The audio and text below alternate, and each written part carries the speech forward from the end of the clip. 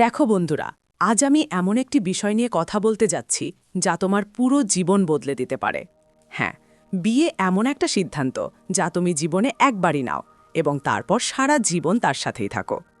কিন্তু সত্যি কথা হলো, বেশিরভাগ মানুষই জীবনসঙ্গী নির্বাচনের সময় মোবাইল ফোন কেনার সময় যতটা গবেষণা করে ততটা গবেষণা করে না। আমরা ফোনের রিভিউ পড়তে ঘন্টার পর ঘন্টা ব্যয় করি, কিন্তু আমরা কার সাথে সারা জীবন কাটাবো তা ঠিক করি তাদের বাহ্যিক চেহারা এবং কয়েকটি সাক্ষাতের ওপর ভিত্তি করে। আর তারপর কি হয়? বিয়ের 2 থেকে 3 বছর পর প্রতিদিন ঝগড়া, উত্তেজনা, অনুশোচনা এবং সেই প্রশ্নটি থাকে, আমি যদি এটা আগে দেখতে পেতাম। আচার্য চাণক্য হাজার হাজার বছর আগে বলেছিলেন, বিয়ে কেবল দুটি দেহের মিলন নয়, বরং দুটি পরিবার, দুটি মতাদর্শ এবং দুটি ভবিষ্যতের মিলনও। অতএব এই সিদ্ধান্তে তাড়াহুড়ো করা নিজের পায়ে গুলি করার মতো। তাই আজ আমি আপনাকে চাণক্য নীতি অনুসারে বিয়ের আগে 7টি গুরুত্বপূর্ণ বিষয় সম্পর্কে বলতে যাচ্ছি। আপনি যদি এই 7টি বিষয় উপেক্ষা করেন, তাহলে আপনি আপনার সুখের ঝুঁকিতে পড়বেন।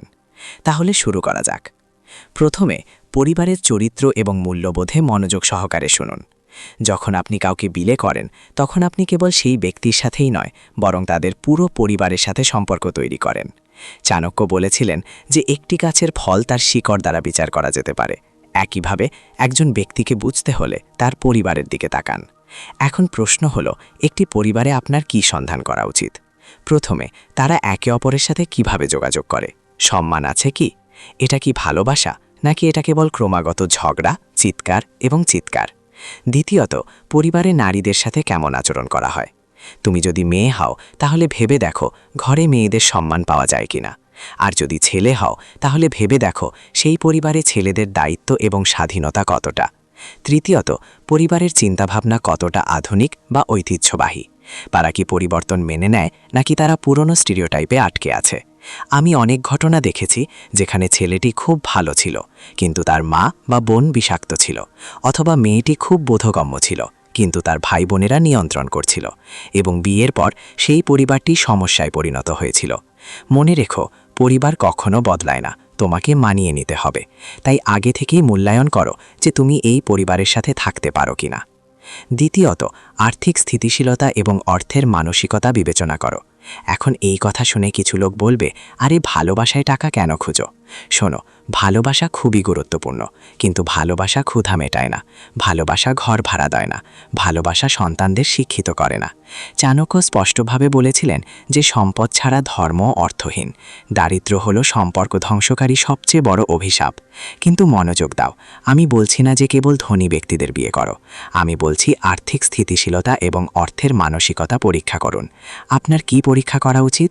প্রথমত, ব্যক্তি কি আর্থিকভাবে দায়ী? তিনি কি অর্থ পরিচালনা করতে জানেন, নাকি তিনি প্রতি মাসে তার বেতন ব্যয় করেন? দ্বিতীয়ত, অর্থের প্রতি তার মনোভাব কি? তিনি কি কেবল ব্যয় করতে জানেন, নাকি তিনি সঞ্চয় এবং বিনিয়োগও করেন? তৃতীয়ত, পরিবারের আর্থিক বোঝা কি? বিয়ের পর কি তোমাকেও সেই বোঝা বহন করতে হবে? তোমার সঙ্গী তার ক্যারিয়ার নিয়ে কতটা সিরিয়াস?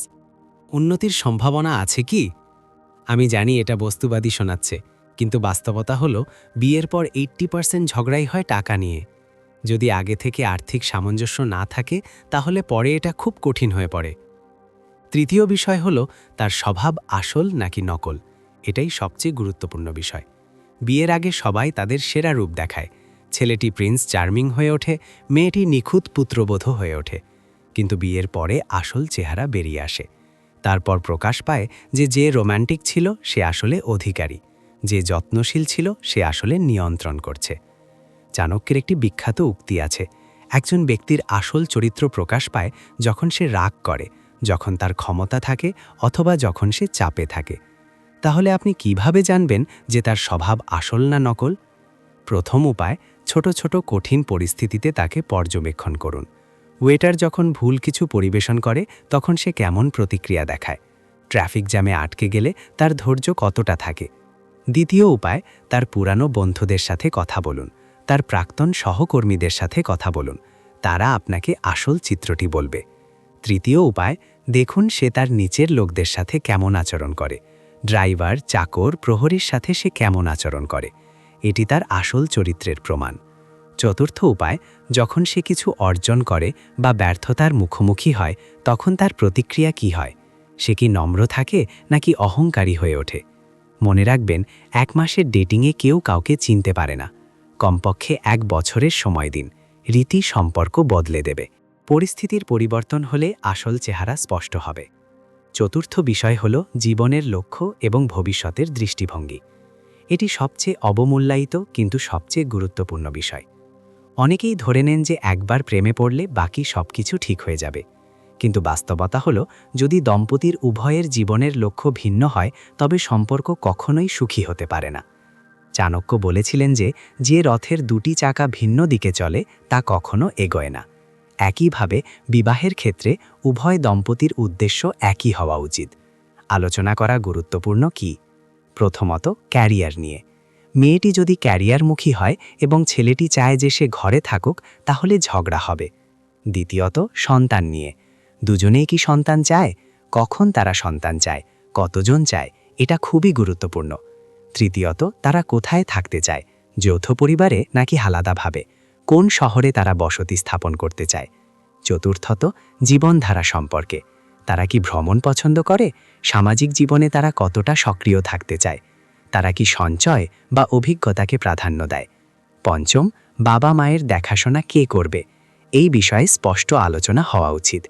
বিয়ের আগে এইসব বিষয় নিয়ে আলোচনা করা বিব্রতকর মনে হতে পারে, কিন্তু যদি এখনই না করা হয় তাহলে বিয়ের পর এই বিষয়গুলোই দ্বন্দ্বের কারণ হয়ে দাঁড়াবে। সারা জীবন অস্বস্তিকর সম্পর্কে থাকার চেয়ে এখনই অস্বস্তিকর কথাবার্তা বলা ভালো।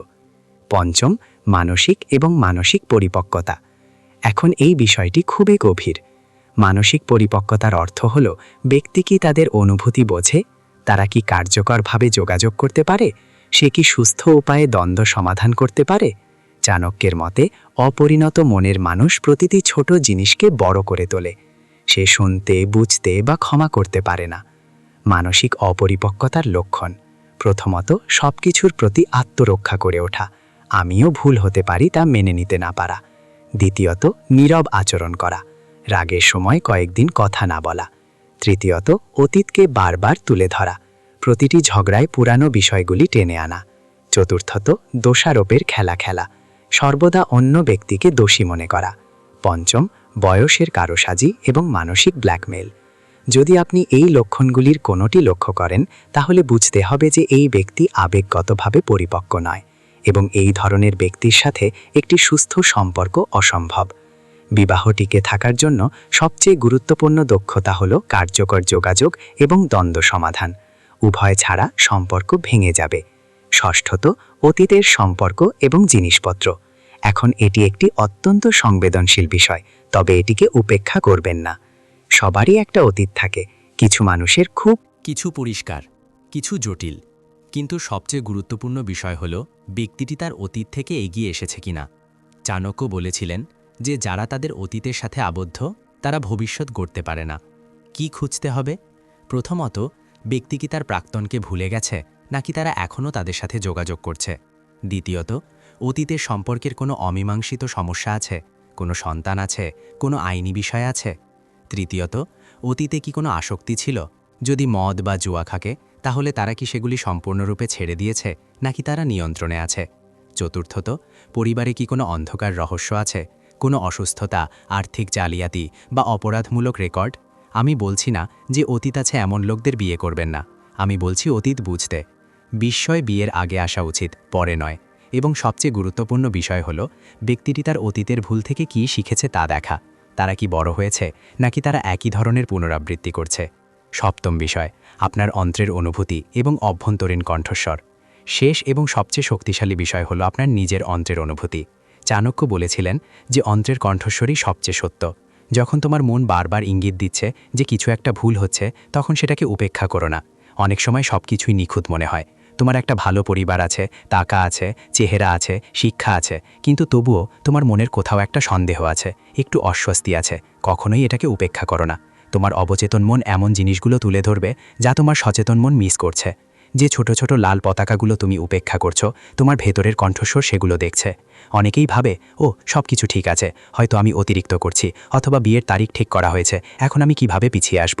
মানুষ কি বলবে? শোনো, তারা একদিনের জন্য কথা বলবে এবং ভুলে যাবে, কিন্তু তুমি সারা জীবন ভুল মানুষের সাথে আটকে থাকবে। আর কি ভালো? তাই যদি তোমার মনে হয় কিছু ভুল আছে, তাহলে অপেক্ষা করো, তদন্ত করো, প্রশ্ন করো। আর যদি তোমার এখনও সন্দেহ থাকে, তাহলে বিয়ে বিলম্বিত করো অথবা বাতিল করো। মনে রেখো, বিয়ের আগে না বলা কঠিন, কিন্তু বিয়ের পরে না বলা আরও কঠিন। তাই বন্ধুরা, বিয়ের আগে এই 7টি গুরুত্বপূর্ণ বিষয় তোমার পরীক্ষা করে নেওয়া উচিত। 1. পরিবারের চরিত্র এবং মূল্যবোধ। 2. আর্থিক স্থিতিশীলতা এবং অর্থের মানসিকতা। 3. প্রকৃত স্বভাব। 4. জীবনের লক্ষ্য এবং ভবিষ্যতের দৃষ্টিভঙ্গি। 5. মানসিক এবং মানসিক পরিপক্কতা। 6. অতীতের সম্পর্ক এবং জিনিসপত্র। 7. তোমার অন্ত্রের অনুভূতি। মনে রেখো, বিয়ে কোনো রসিকতা নয়, এটা তোমার জীবনের সবচেয়ে গুরুত্বপূর্ণ সিদ্ধান্ত। তাড়াহুড়ো করে চাপের মুখে সিদ্ধান্ত নেওয়া অথবা বাইরের ক্লামারে জড়িয়ে পড়া সবই তোমাকে ধ্বংস করতে পারে। চাণক্যের চূড়ান্ত নীতি: বিয়ের আগে চোখ খোলা রাখো এবং বিয়ের পরে বন্ধ করে রাখো। অর্থ: বিয়ের আগে সবকিছু সাবধানে দেখো এবং মূল্যায়ন করো, কিন্তু বিয়ের পর ছোট ছোট ভুলগুলো উপেক্ষা করতে শিখুন। যদি এই ভিডিওটি আপনার জন্য সহায়ক মনে হয়, তাহলে দয়া করে লাইক করুন। কোন বিষয়টি আপনার কাছে সবচেয়ে গুরুত্বপূর্ণ মনে হয়েছে তা কমেন্টে আমাদের জানান। আর হ্যাঁ, আপনার বন্ধু বান্ধব এবং আত্মীয় স্বজনদের সাথে যারা বিয়ের কথা ভাবছেন, এই ভিডিওটি অবশ্যই শেয়ার করুন। চ্যানেলটি সাবস্ক্রাইব করতে ভুলবেন না এবং বেল আইকনটি টিপুন, যাতে আপনি আরও জীবন বদলে দেওয়া ভিডিও পেতে পারেন। মনে রেখো, সঠিক মানুষ খুঁজে পেতে সময় লাগতে পারে, কিন্তু ভুল মানুষের সাথে পুরো জীবন নষ্ট করার চেয়ে একটু অপেক্ষা করা ভালো। নিজের যত্ন নিন, বিচক্ষণ সিদ্ধান্ত নিন। পরবর্তী ভিডিওতে দেখা হবে। ধন্যবাদ।